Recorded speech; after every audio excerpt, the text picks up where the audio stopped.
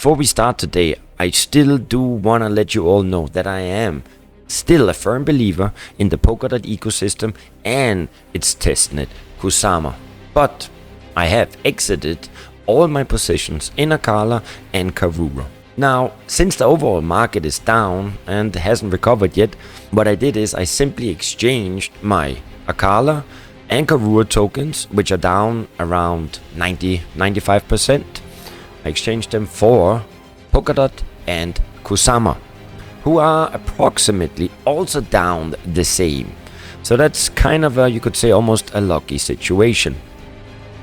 But I have to say, I simply find the risk-reward ratio better when it comes to Polkadot and Kusama, because I'm honestly not sure if Acala is going to recover in the next cycle, and I fear that it has lost its stable touch.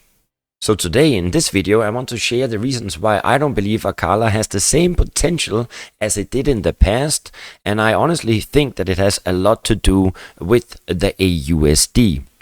You see, Acala introduced in the beginning of 2022 the Acala USD, or the aUSD, a multi-collateral decentralized crypto-backed stablecoin. The foundation of Acala's DeFi ecosystem is the aUSD, which was supposed to fuel the Polkadot and Kusama ecosystem as a stablecoin.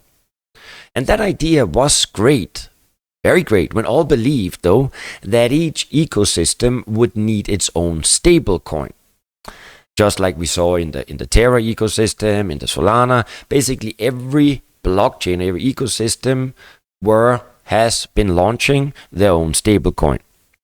But I think that also when we look at the CBDC, I think it's going to be rolled out, in the next 2 years.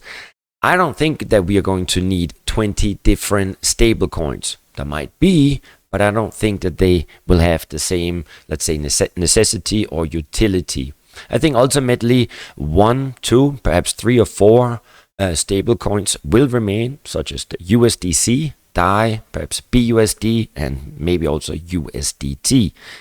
However, important is that the stable coins that will remain has to be interoperable, compatible with the future of finance when the central banks are going to launch the CBDC.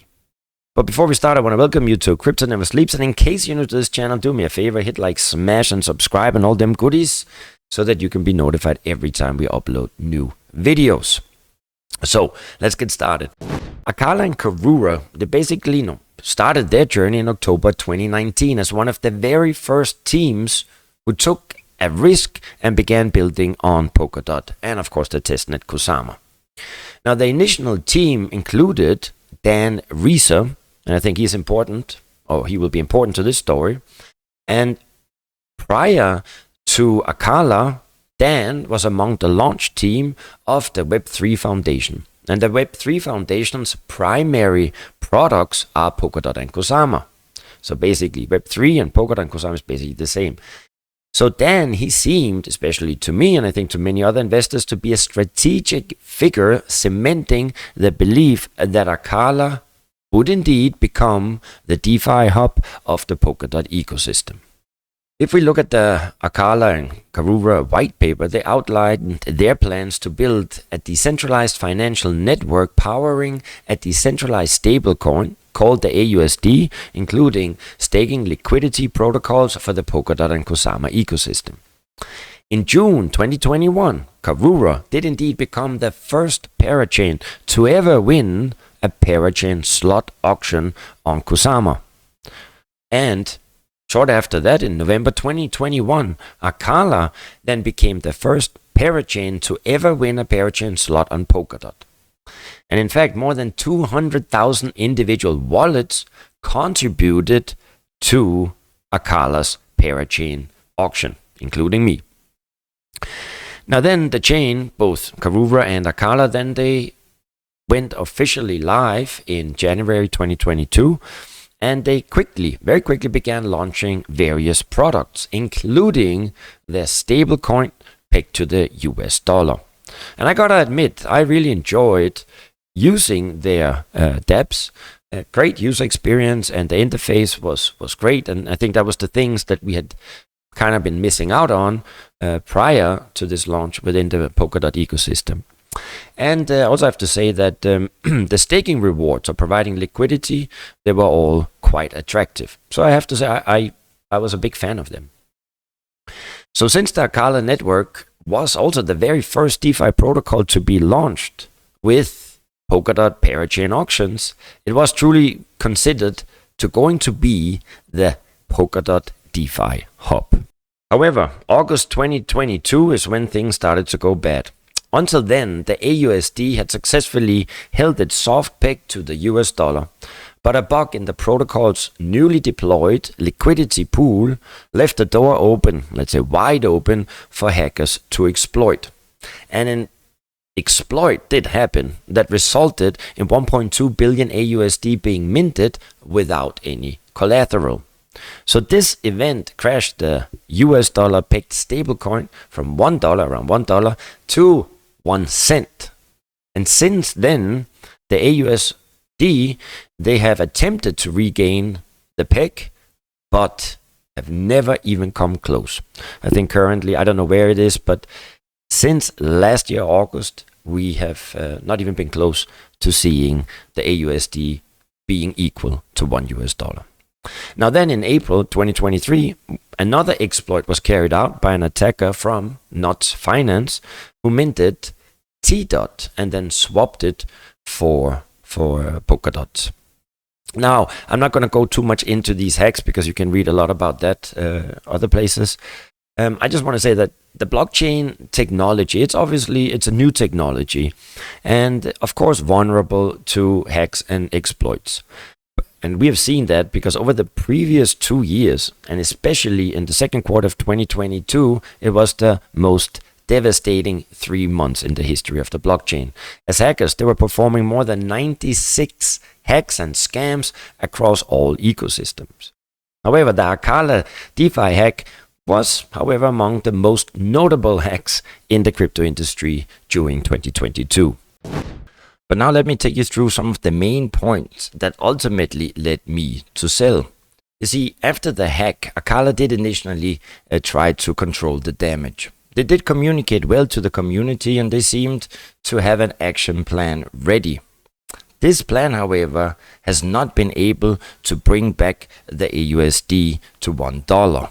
Prior to the hack, the aUSD had successfully been able to hold its soft peg to the US dollar.